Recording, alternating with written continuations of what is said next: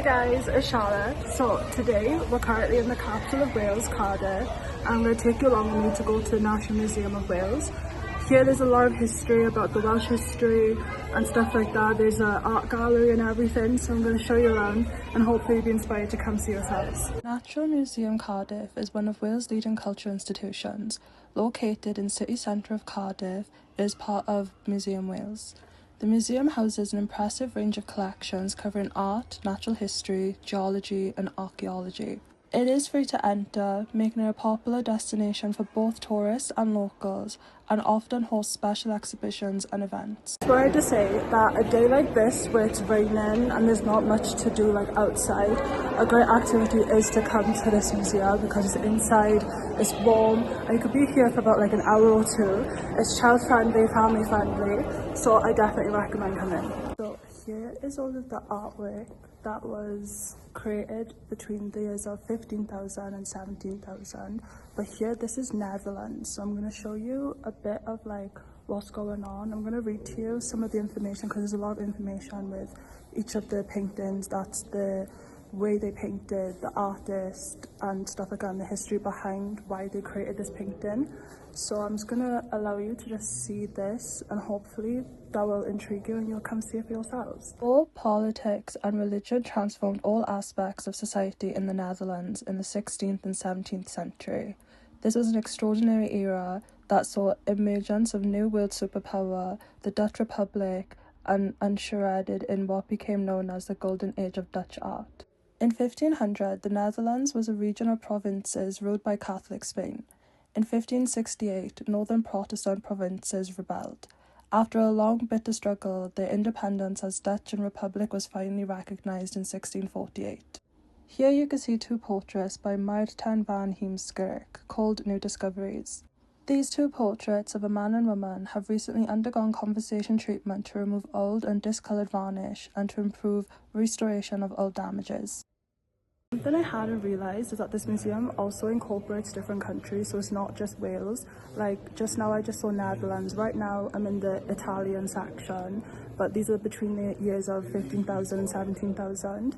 And there's not just paintings, but there's like different artifacts that were created back then, so like plates, statues and stuff like that. So I'm going to show you and I hope you're as intrigued as I am. What you can see is a reflection of the influence of the Grand Tour. This is a tradition in the 18th and 19th century when wealthy British travellers collected art and antiques from Italy. Many of these pieces were acquired by Welsh collectors who visited cities such as Rome, Florence and Naples, bringing back Renaissance paintings, classical antiques and decorative arts. These collections later entered the museum either through direct donation or bequest. Now we're going to look at a different section. This section is the modern art section, and also in this museum there's like different types of arts. You have modern art, ancient art, there's hip-hop and stuff like that, but it does change, so I would recommend going onto the website to see like what art they are showing. Here is a strong collection of modern art and contemporary art, showcasing developments from the late 19th century to the present day. Alongside its world-renowned Impressionists and post-Impressionist work, the museum has expanded to include 20th and 21st century art, both international and Welsh. Through these collections, the museum connects Wales to broader global movements in modern art, while also celebrating the country's own contributions to contemporary creativity. Like I was saying earlier, this museum doesn't only just have Welsh history. Right now I'm in the ancient Asian history. And again it's the art, and here there's not much of paintings, but it's more of like dishes, vases and stuff like that, jars. As you can see behind me there's this really cool thing. I'm going to do a close-up so you can see a bit closer and better, but it's really nice to come here if you're really trying to like learn different things about, especially in art, about the different places in the world. It's really like eye-opening to see how different cultures are and how you can kind of contrast compared to Italy, Asia, anything like that. So I definitely recommend coming here if you do have a love for art and you have a love for history. In Chinese Buddhism, Guanyin listens to every prayer. It's a divine being that achieves enlightenment but chooses to remain in its will to help others reach nirvana. He is the best-loved figure in Chinese Buddhism and increasingly associated with the goddess of Chinese popular religion. These artifacts not only demonstrate the richness of Asian artistic traditions, but also reflect the history of collecting in Britain, where Asian art was highly sought after by travellers, scholars and collectors. So in this room, it's dark because it's a room of screens. Now in this room, it's showing the history behind when the colonised countries decided that they were going to rebel and take back their countries. And that history is presented through the art of film. So we have different screens here with different scenes and stuff like that. If you do kind of not understand what it is that you're watching, there are different things, like as you can see behind me, there's different words on the wall that basically try to describe it to the best as possible. It's in both English and in Welsh, so if you speak Welsh or understand Welsh, you can read it in Welsh, and then for non-Welsh speakers, there's English. But it's really enlightening to like watch and see it. It's quite heartbreaking seeing how like a lot of people were treated, as I will show in some of the scenes now. But yeah, I definitely recommend trying to catch this as soon as possible. Here you can see the powerful imagery of nature and social history, creating rhythm and momentum in Canto 5. Akamfra addresses landmark moments in the history of colonised countries. Swarming insects contrast with the solitary figures. Ceremony and remembrance are indicated through imagery of ceremonial cloth, candles and flowers. Contemporary characters echo impressions from scenes and paintings and from photographs and film footage as past and present collide. Canto 5 draws on reporting and the memory of independence movements and rebellions across Africa and Asia from the 1940s to the 1970s. The Momo uprisings in Kenya and the force of the British response in the 1950s are acknowledged and framed through archival images.